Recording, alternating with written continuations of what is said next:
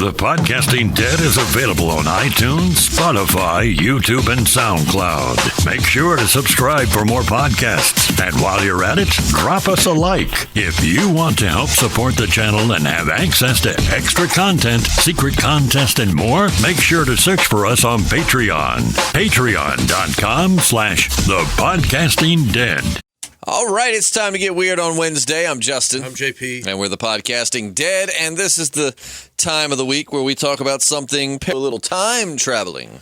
Yeah, man, I wasn't up on this story until you turned me on to it, and it was pretty darn interesting. It is. It's the story of Rudolph Fentz, and I know what you may be thinking, because some people have claimed that this has been proven to be nothing more than a short story in a science fiction magazine. However, there have been people that have said that they have proof that that is not the case. But either way, it's an interesting story, so we are going to discuss it. Before we get into it, make sure you check out our channels for all, and I say channels, we have one channel, but we have different outlets. We're on SoundCloud, iTunes, YouTube, all over the place. And we'll talk a little bit about Patreon after this podcast, in which you can get all kinds of exclusive podcasts and cool stuff like that for as little as $1 a month. So details on that. So JP, what do you think of time travel first? I know that I don't know that you really believe anything, but what are your thoughts on time travel? I believe in nothing. I'm almost like a nihilist, but I do think that it's very, very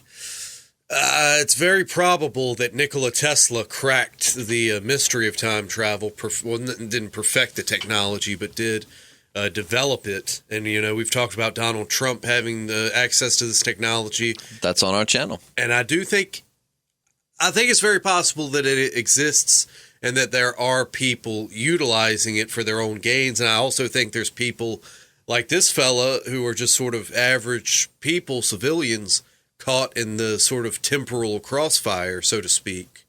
And it's very unfortunate. Yeah, there definitely seems to be some examples. We do have an interesting video on our channel talking about the possibility of one President Donald J. Trump being a time traveler. And I'm very skeptical on a lot of these things. So, I'm not going to say whether or not I think it's true, but we definitely present the evidence as to why some people believe this. I think JP kind of took lead in that one. Very interesting podcast. If you get a chance, go to our YouTube channel, and you can check that out under the conspiracy tabs. I really need to combine the two into just Weird Wednesday. We have paranormal as a list and conspiracy, but either way, today it's time to talk about the interesting case of Rudolph Fentz. So it really just depends where you look, too. So when I look on Wikipedia, for example, it calls it an urban legend. But as we've seen throughout time, some urban legends end up being more than just a legend. They end up having some truth to them. Well, something is always based on something. How legitimate that something is, that's what we got to figure out. Exactly. So, Rudolph Fentz. All right, here's the deal. This was, let's see if I can get the sources I'm using. Of course, Wikipedia is a big one. In fact, I'm using just wikipedia.org/Rudolph Fentz right now. But supposedly, all right, what happened was, now see, you know what? Normally what we do is we read you the story, and then we tell you the things that maybe make it not real. But being that Wikipedia just straight up has it as a short story, which is interesting. But they say it's from I'm Scared, which is a 1951 science fiction short story by Jack Finney. However, some people have reported to have found newspaper articles about this happening several years before the story was published. So I don't know. Again, lots of detractors, but nonetheless, it's still an interesting story. So apparently, in mid-June 1951, at about 11:15 p.m., passersby at New York City's Times Square noticed a fellow that looked to be about 29. And it looked like he was in his late 20s. Story goes that he's 29. He looked like he was dressed in the fashion of like the late 19th century, and no one really knew how he got there. Some people even claim he had just materialized, and he was very disoriented, confused, standing in the middle of an intersection, and then was hit by a taxi and fatally killed. Now, see, when they were at the morgue and they were searching his body, they found several of the following items in his pocket: a copper token for beer that was worth about 5 cents, bearing the name of a saloon for which was unknown, even to older residents of the area. A bill for the care of a horse and the cleaning of a carriage. And they, again, I don't think they knew the name of this livery stable, but it was on Lexington Avenue. Also, about $70 in old banknotes. Business cards with the name Rudolph Fentz and an address on 5th Avenue. A letter sent to his address in June of 1876 from Philadelphia. And a medal for coming in third in a 3-legged race. That's a little odd. Everything else you got to understand. That's like, oh, he just must be really proud of that. But anyways, the thing is, all of this stuff was supposedly in perfect shape. Like it didn't look 70-something years old. It all looked like it was current. So supposedly, what had happened was the case was given to a detective to try and figure out who the guy was, yada, yada, yada. So they ended up finding Rudolph Fentz Jr. They went to his last known address, and apparently there were now people occupying the residence, but they said they did remember him, that he had retired and moved away. So they found out that unfortunately he had passed away sometime before this happened, but they did find his widow. When speaking with his widow, she says that Rudolph Fentz, actually the senior, the father of Rudolph Fentz Jr., disappeared. Back in the 1876 would be when he disappeared at the age of 29. He had went out for a stroll and never came back. And so obviously it's still kind of hard to believe, but I guess Captain Ryam is who I'm seeing was supposedly on the case. But again, you know, it's a lot more to the investigation. You know, it could have been a lot more theatrical about the presentation, but you know, he went through a lot of different methods of tracking down Fitz Jr. and then his wife. But so again, supposedly Rudolph Fentz disappeared at the age of 29 in 1876 while out for a stroll, and then materialized in modern-day New York City, and then was hit by a taxi and disoriented. So you have people saying that they found news. You know, while everything I'm actually finding, because I've heard of this through the years. I've heard of it, and it's always amazed me. I thought it was just the coolest story. And, of course, a lot of channels presented it through the years as like a factual story, you know, and explanations ranging from maybe he was like a reenactor, all kinds of logical and illogical and supernatural explanations for how this could have happened, but it was treated as a real story. But now that I'm Googling it several years after hearing about it, I'm finding that everything I Google, or the vast majority of it, is like Snopes. Snopes is saying it's a false claim. However, we've known Snopes to be dishonest on multiple occasions. So when Snopes says something isn't real, that's not always something I take to the bank. But what do you think? What are your thoughts? You know, the general overview is a man goes out for a stroll 70-something years in the past, and all of a sudden he materializes in the 50s in the modern era. And I mean, to me, obviously, I think it probably is a short story that got passed off, especially if it's a short story found from the 50s, and all these years later, someone just took it and was like, hey, this would be cool to whatever. However, if time travel was real, it definitely sounds like a good cover-up. You know, I don't know. What are your thoughts? You're a lot more into like cover-up and conspiracy and, you know, Big Brother and people trying to hide the truth. So what are your thoughts? Well, here's the thing. A lot of authors over the years, especially in the science fiction genre, have used fiction as a means of telling a greater truth. This guy, if he had written a serious article or essay or something about this, he probably would have been laughed out of the business, ridiculed by his peers. So gentlemen like this, as I said, use science fiction, use fantasy, whatever, to tell a greater truth, to give you insight on something that actually happened. And I think that's the case here. I think he saw that the newspaper, all these things were getting swept under the rug, that evidence was being, swept away, all this stuff. So he wrote this short story as a way to preserve the information and get it out to people under the guise of science fiction. So what you're saying is perhaps he saw this happen and then decided to kind of he saw it happen at an earlier date than, like the story, and decided to preserve it as a short story, just kind of as a way to retell the story without being mocked. I believe so, yeah. And actually, this is the author you had told me beforehand. This is the author that wrote Invasion of the Body Snatchers. Yeah, the story that the movies were based off of, which is pretty cool. It makes you wonder what may have inspired that. You know what I'm saying? Yeah. But yeah, it says like in anything you find that he's the focal character in the story. I'm scared. However, if you go do some digging, you'll actually find that people discredit that and say that that's not true at all. That in fact that's just a cover up. Because no one. What is it? Because unfortunately, the author had passed away. I think in 95, 96, right, before they had a chance, before any of this really, they were able to discuss it with him to see if he had wrote this story. But I'm not sure, man. I mean, like I said, seeing online, it looks like either it is actually just a work of fiction that's been passed off as an urban legend and, been used as a true story, even though it's not, or there's just been a massive campaign to discredit the story.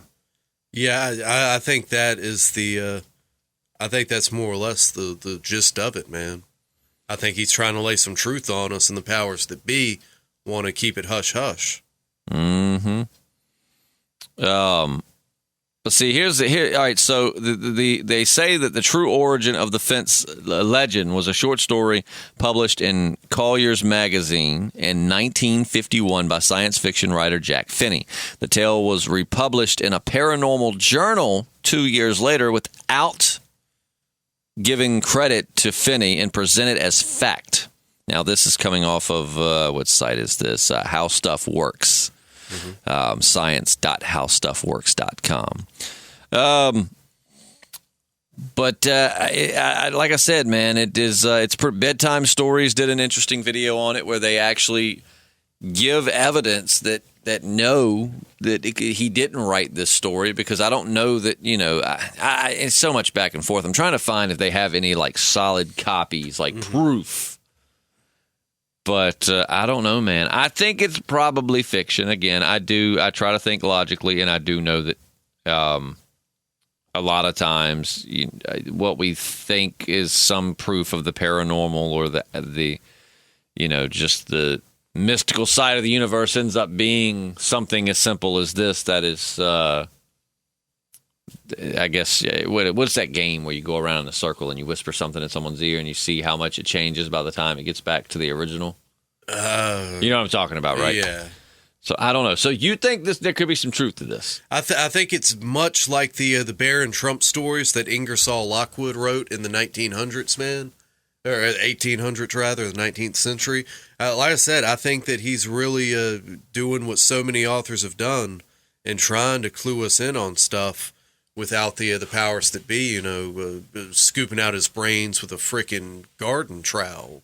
Right. You see what I'm saying? I mean, it's the big question is, do you believe that this time travel technology should be forbidden? I mean, I think anybody with,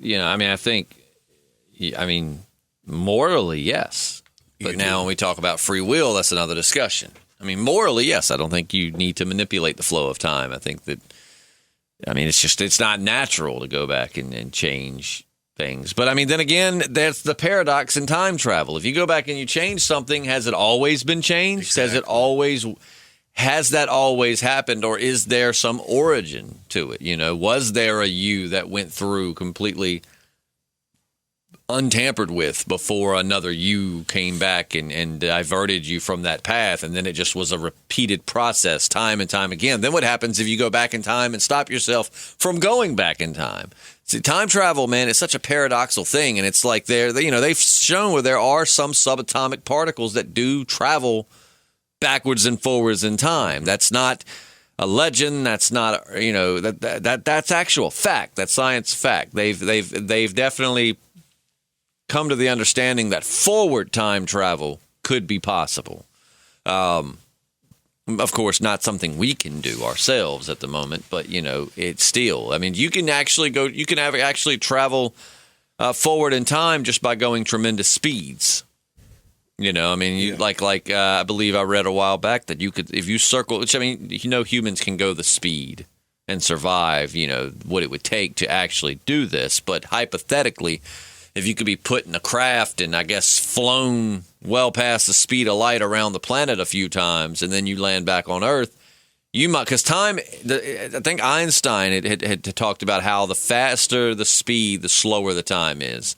The faster you go, the slower time gets around you. That's been, pretty much proven. I mean, I guess it's still a theory, but they've shown evidence that as you accelerate to incredible speeds, the time around you slows down. They had a really cool thing where I'm not a scientist, so this is all, so it's not going to sound to anyone out there that might study physics. I'm just, I'm going to sound like a redneck going, they had this thing that bounced between, but they had this photon beam that bounced between two mirrors. And as they sped it up really fast, the bouncing got slower. You know what I'm saying? Okay. So it's like the theory is if you could go around the planet at an incredible speed a couple of times and land back on the planet, for you, say it might have only been a couple of hours or a couple of days. For the planet, it's been 50 years. Wow. So you've traveled forward through time. Now, you didn't open up some magical portal and step through, and I don't know that you'd be able to get back. But essentially, you manipulated time around you in order to basically go forward in time. Would you become a chrononaut if given the opportunity to traverse the perils of time and space? Would you be like in Quantum Leap, where you just leap into someone else's life all throughout history, righting wrongs and fixing things? By righting wrongs, you might create more wrongs. The butterfly effect of what you do. The sensible part of me wants to be like, no, because you shouldn't. But I mean, the curious part of me would probably do it. You know what I mean? It's interesting being able to jump forward in time. I mean, I find it fascinating still that we talk about extraterrestrials possibly being us from the future, because was it you that told me, or did I read this somewhere and told you? I think you told me. I want to give you the credit for it because I'm pretty sure you mentioned this, but a lot of people will discredit things like extraterrestrials because they'll be like, well, now in a time where everyone has a professional grade camera on their phone in their pocket, kind of funny how, these sightings just have pretty much dropped off big time. But you or someone, I thought it was you, mentioned that, well, no, actually that's the whole point, is the reason now we're at a point where all of history is recorded. It's on video. You can watch documents and video of World War II. And as time goes on, more and more stuff is being caught on camera. I mean, we've seen in recent times, just with the George Floyd thing, that very few bad deeds or acts of history go without being caught on camera. You know what I mean? So it's like, of course, back in the day, that's where we were traveling back to those periods in time and history to observe, because there was no, actual recorded history other than what was written down and interpreted. Yeah, they didn't have TikTok back in the 1850s, so. But was that you that told me that? I've heard it too, man. I don't know if I told you, you told me. Because that makes sense to me, from a standpoint of time travelers. That does make a lot of sense. They wouldn't have as much need to come back to right now because they can go watch video and they can watch records and archives. Whereas, going back to the early 1900s where all the film taken was very grainy and nobody could really afford a camcorder and not much of history was recorded, that wasn't some narrative or propaganda to promote a country in World War II or whatnot, so it makes sense they would constantly be traveling back in time and kind of recording history to get it right, whereas now they don't really need that because they have video. They have so many things recorded by everyone. Yeah, and I hate when people say that, like, where's the UFO footage nowadays? It's like there's still so much coming to the surface, so many people having sightings, putting it out there. I mean, it was just a few years ago there was a mass sighting, I think, above Mexico City, perhaps. Yeah, I know what you're talking about. Yeah, you're exactly right. Well, YouTube, people, there's tons of them, and they just get discredited as being, with the rise of CGI and making it easier for just the average Joe to learn how to do editing and special effects. You spend as much time on YouTube as JP and I do, you'll realize JP's exactly right. There are still tons. It's just you don't have shows like Unsolved Mysteries bringing it to the light, and it doesn't always make headlines anymore like it used to. However, on YouTube and other internets, there's tons of them. Yeah, and I'm sure 9 out of 10 is complete BS, but nonetheless, they are still out there, and there is still some credible footage to be found. I mean, look at what the government's releasing all the time. Yeah. So and I don't know. What would you think? We talked about this on past podcasts, but for new people or for the sake of relevance to this conversation, what do you think about the possibility of extraterrestrials being us from the future? I think it's a probable scenario. Sure. It's just as likely as beings coming from across the galaxy. I think it may be even more probable. Well, that's okay. That was my next question. What do you think is more probable? Do you think that, like, if you had to pick one right now, let's say I had the answer and I was going to reveal it to you, but you had to answer it first. Extraterrestrials, are they beings from another planet? Are they beings from another universe, like from another dimension? Or so you got 3 options. Are they extraterrestrials from another planet, star system, galaxy, what have you? Are they transdimensional beings, or are they us from the future? What would your guess be? Like, what would you think? What would you be willing to bank on? Like, if I said, I'm going to tell you the answer, and if you get it right, I'm going to give you $1 million. Which would you rather bank your money on? I lean a little bit more towards the interdimensional than I used to. Just because, I'm very skeptical as far as the reports of the nature of space in our universe and things, but I lean a little bit more towards the interdimensional. I'm not ruling out that people can traverse the cosmos, and I don't rule out that it could be temporal travelers, traveling through time, like you said, like archaeologists, more or less, real-time archaeologists. Just going back and observing and recording history so that they have it right for the history books. Yes. Because, unfortunately, a lot of history is written by the victors, and sometimes that can be skewed. So it would make sense that we want to go back and observe things. Yeah, and speaking of that, man, I cannot wait. Paper Girls, one of my favorite newer comics, that's getting adapted into a TV show, and that's what it's all about, man. I almost bought the trade paperback of that when I was out of town at that comic shop the other weekend, the big comic shop. So it's definitely worth. I should just go ahead and order the trade paperback. Oh, it's one of my favorite. Whether you read it or you wait for the TV show, man, you're gonna love it. But yeah, I very much recommend the. It's basically like Stranger Things, only it's a cast of girls, and it's about time travel instead of like an upside down devil universe or whatever. Who wrote it? Brian K. Vaughan. Brian K. Vaughan. He's wrote some other really good stuff. Yeah, Saga. He's a great writer. Yeah. Yep. Wrote some stuff with Ultimate X-Men back in the day. Mm-hmm. Yep. But yeah, I don't know, man. So I think that as much as I hate to say it, it does sound, like there's a lot of sources here. I'm not just, seeing one. Everything I find pretty much is that it's been proven that it was traced back to this short story. But again, there is a such thing as cover up. And we certainly know that if we knew, if it was admitted to us that it kind of like the worry of the government with extraterrestrials, that if they announced that, yes, extraterrestrials exist, we've been in contact with them for a while, they worry that there'd be panic in the streets. People would just be losing their minds. And I'm pretty sure if we learned that time travel was real, that's just something else for groups to fight against. You know what I mean? So the government would probably go through the trouble of covering up and silencing people because of that. Well, at the end of the day, knowledge is power, and the last thing the people with power want to do is give it to the people under them. So, yeah. Powerful statement there, my man. Yeah, Powerful statement. Power is something that people don't like to share. No, they don't. Shoot. But leave us your thoughts in the comments. Let us know, what do you think? Is it real?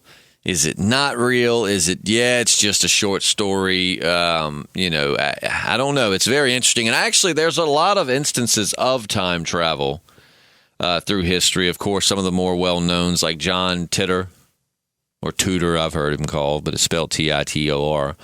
That was in the early 2000s, but I remember hearing a lot about that. I remember that now, yeah. Even to some stuff that I have never even heard of. So if you like, I wouldn't mind talking about the Die Glocke, I guess is how it's pronounced, the Die Glocke. It's the giant German bell, supposedly. That was just this insane super weapon that was never found. There really wasn't any evidence of it other than accounts. However, of course there wouldn't be. If it was this super weapon, the Germans probably would have had it destroyed or hidden before we actually before they actually were overrun. I say we, before like the Russians or anyone actually, took control of these bases. So I'd love to talk about things like that, because it was reportedly a Nazi time machine that was part of a flying saucer. So if you're interested in hearing about that, I would love to discuss that. Time travel is one of my favorite of the conspiracy, paranormal, kind of out there conversation. I enjoy UFOs and ghosts and stuff, but